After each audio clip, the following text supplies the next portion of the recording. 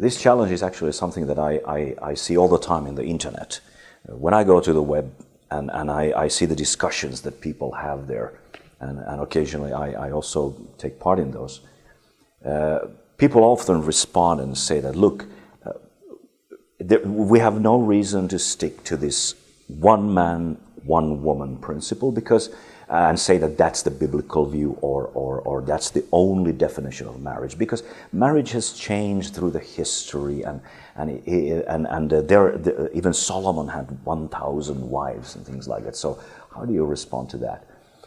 And I think the simple way to look at it is, of course, it's a complex question. It's true that certain aspects of marriage definitely has changed, but there is certain core element of marriage that has stayed and remained the same, both in the Bible and also in the history.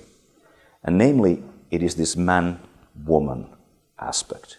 Marriage has always been between man and a woman.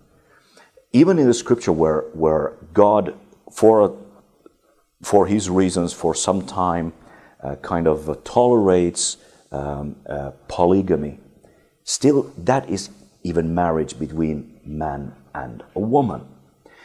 When we think about the Bible,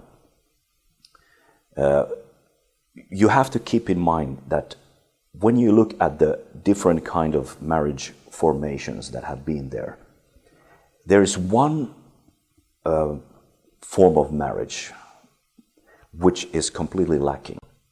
From Genesis to the book of Revelation, there is no same-sex marriages in the Bible. The Bible has nothing positive to say about same-sex relationships. Everything that it says is always negative. It is said that it is not the will of God to live like that. And everything positive that God has to say about sexual relationships always take place between marriage, in the marriage between man and woman in the Scripture. I think you need to keep in mind that when you read the Bible from the beginning to the end, Bible is thoroughly a heteronormative book as far as the marriage is concerned.